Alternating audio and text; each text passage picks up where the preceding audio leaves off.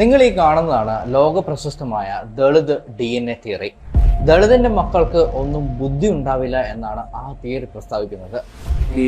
ഈ ആദിപത്യവർഗ ആദിവാസി കോളനികളിൽ വരുന്ന പിള്ളേർക്ക് ഒരു പക്ക വീട്ടിൽ പഠനം വീട്ടിലുള്ള ഒരു വീട്ടിൽ നിന്ന് വരുന്ന കുട്ടിയുടെ അത്ര സംവിധാനങ്ങൾ ഉണ്ടാവില്ല. ഇവരെ പോലെ പഠിക്കാൻ ഉണ്ടാവില്ല. ഒന്നാമത്തെ കാര്യം കാര്യം നമ്മുടെ മേൽജാതിക്കാരുടെ മക്കളായി ജനിച്ചാൽ മാത്രമേ ബുദ്ധിമാനാവുകയും ജീവിതത്തിൽ വിജയം ഉണ്ടാവുകയും ചെയ്യൂ എന്നാണ് ഈ തിയറിയുടെ സാരാംശം. പക്ഷേ ഈ തിയറിക്ക് വിപരീതമായി ഇതേപോലൊരു DNA ഉള്ള ശ്രീധന്യ സുരേഷ് എന്നൊരു വയനാട് കുറിച്ചി ആദിവാസി പെൺകുട്ടി 2018 IAS ഓഫീസറായി. Well, joining me right now is Sridhanya Suresh. A fascinating story from this young woman.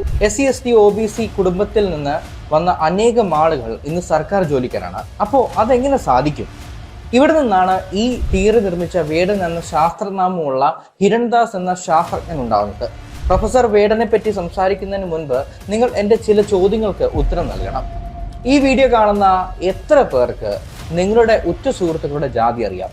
നിങ്ങളെ പഠിപ്പിച്ച അധ്യാപകരുടെയോ ഇടം വലം കൂടെ ഇരുന്ന കൂട്ടുകാരുടെയോ സഹയാത്രികരുടെയോ നിയമപാലകരുടെയോ രാഷ്ട്രീയക്കാരുടെയോ ജാതി അറിയാം? നിങ്ങളിന്ന് ഭക്ഷണം കഴിക്കുന്നത് റെസ്റ്റോറൻറ്റ് കുക്കിന്റെ ജാതി നോക്കിയിട്ടാണോ? പിന്നെ എവിടെയാണ് ഈ ജാതി? അല്ല, മേഡത്തിന്റെ മുമ്പിൽ കല അഭ്യസിക്കാൻ വരുന്നവര് കറുത്ത കുട്ടികൾ മേഡത്തിന്റെ മുമ്പിൽ കല അഭ്യസിക്കാൻ വന്നാൽ അവർക്ക് പരിശീലനം കൊടുക്കില്ല. പരിശീലനം കൊടുക്കും, മോളെ മത്സരത്തിന് പോകണ്ടെന്ന് പറയുന്നത്. വിവാഹാലോചന സമയം ജാതി പറയുന്ന കാർന്നോന്മാർ, പിന്നെ നമ്മുടെ സാക്ഷാൽ സുരേഷ് ഗോപിയും കലാമണ്ഡലം സത്യഭാമയും അല്ലാതെ വേറെ ആരാണ് ഇവിടെ ജാതി പറയാറ്? നിങ്ങൾ പറയാറുണ്ടോ? പക്ഷെ ഇന്ന് ഒരു റാപ്പർ ഘോരഘോരം പാടുന്നത് വർണ്ണ വിവേചനത്തിന്റെ വരികളാണ്. പട്ടികജാതിക്കാര്, ആദിവാസി, ദളിത് ആയിട്ടുള്ള എൻ്റെ പ്രിയപ്പെട്ട ജനങ്ങളെ, നമ്മൾ ഇപ്പോഴും സനാതനത്തിന്റെ അടിമകൾ തന്നെയാണ്. അതെ, താങ്കളും അടിമയാണ്.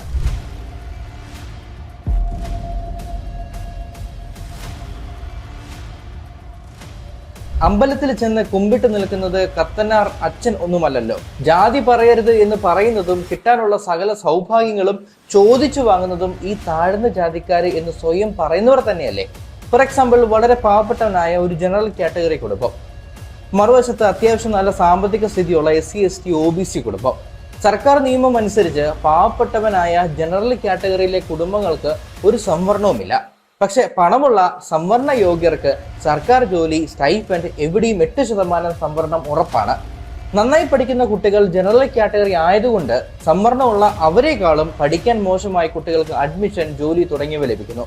ഈ കാരണം കൊണ്ട് തന്നെ ചില ജനറൽ കാറ്റഗറി ആളുകൾക്കും ജോലി, അഡ്മിഷൻ തുടങ്ങിയവ ലഭിക്കാതെ പോയിട്ടുമുണ്ട്.